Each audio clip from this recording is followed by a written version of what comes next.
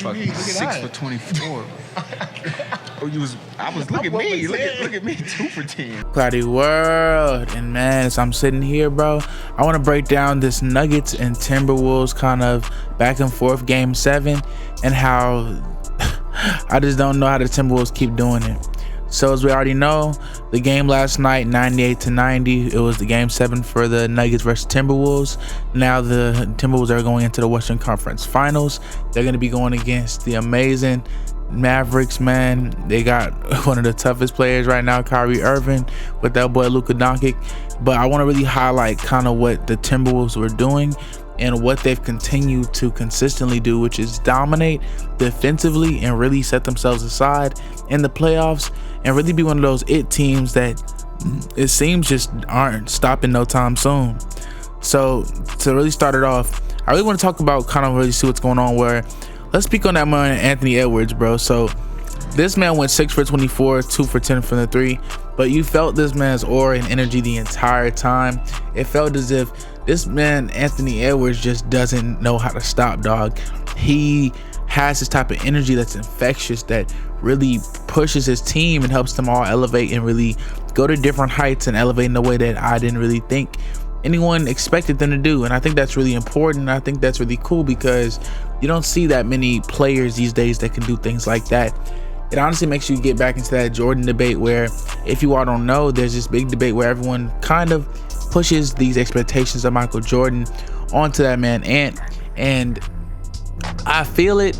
He looks like him, he walks like him, he talks like him, the way he gets the crowds excited, the way his mannerisms move. When I see him, I do see Michael Jordan. But we also have to keep it real and have realistic expectations, because even when people try to show his numbers, this man Jordan was averaging 34, 35 points.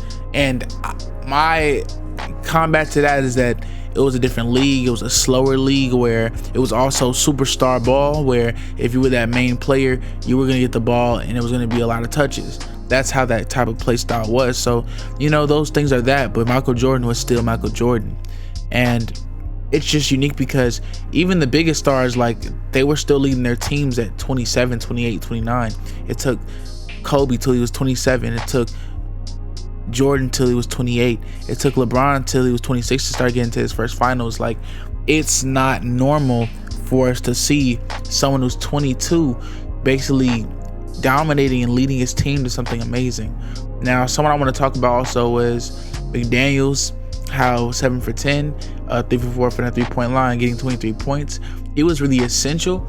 And I want to really also give some credit to this man Karl-Anthony Towns, because one thing about Cat is that people don't always appreciate his style of play, and they also call him soft a lot. And I am one of those people that there was a point where I looked at Cat where he was soft, and especially when there was that whole thing going on with Jimmy Butler where I didn't see them being a good fit together on the Wolves.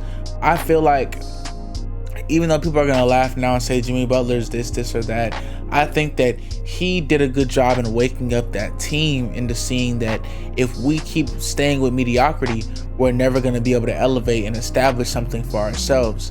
And I think that even though they didn't work out, I believe that that impact that Jimmy Butler had kind of got the Wolves into the mindset and the culture of that they don't want to lose anymore. They want to try their hardest and really give their teams and their young core a chance to elevate and really get something going.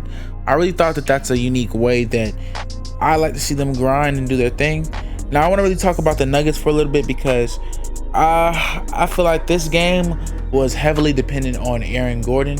Now, one thing about the Nuggets that I feel like people don't respect is that Aaron Gordon, to me, was one of the strongest and most impactful reasons for them winning their chip. His defense was just suffocating on their championship run. I feel as if he was a stop and a strong wall for almost every single person that went against them. And I want to really give that some time and appreciation for people like Aaron Gordon. But this game was a stinker, man.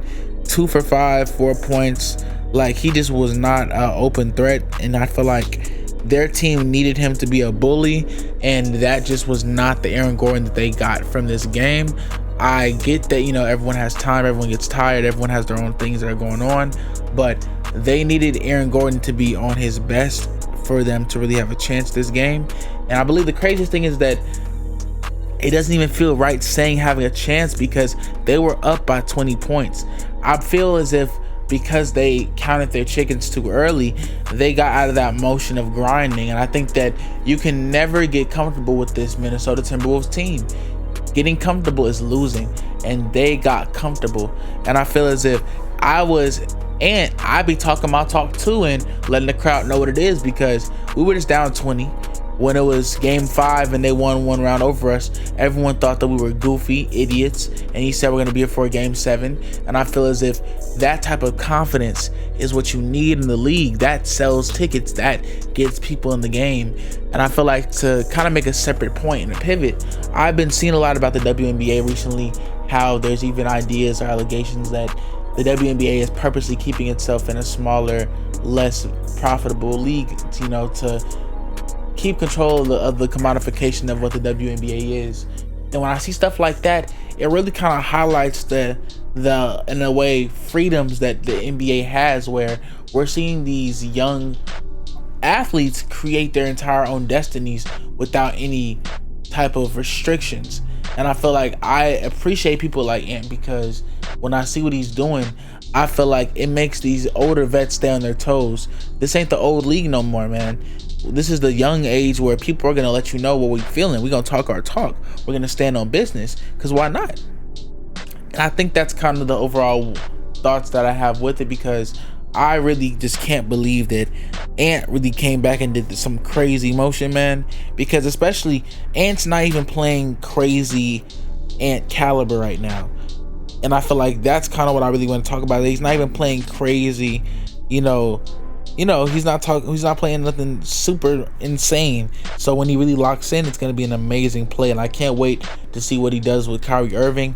Kyrie Irving, especially with the Mavs, is going to be an insane kind of play-by-play. I can't wait to see what they end up doing, because if anyone says that they're not excited for these playoffs, man, they're just lying to themselves, because this is going to be a journey for anyone. I feel like the only thing I'm not really caring for is kind of this Pacers Celtics thing, because I guess I'm tired of putting my faith in the Celtics. They had 3 to 4 years to really back up everything that people have kind of put on their legacy. I feel like they've had some of the best teams percentage wise and statistic wise for the last decade, but they just can't get over the hurdle of actually executing. And I just don't believe that they have it in them. I'd love to see what Pascal Siakam can do with the Pacers, because it'll be interesting if they actually make a playoff run, because it'll give a little bit more validity that Pascal Siakam was not just some second option with that Kawhi Leonard Raptors run. It'll definitely show and put some more respect on his name and kind of what he established for himself as just a player who, kind of is looked at as if he's just a second fiddle at times to other players, which I feel like is kind of a big slight on what Pascal Siakam's game and play style is, because he's a very competent and very intelligent player. But ClowdyWorld, and let me know what y'all think about this, man. Let me know what y'all think about this man Ant, what the Timberwolves just did, and overall, it's your thoughts on the game. ClowdyWorld, and we gone.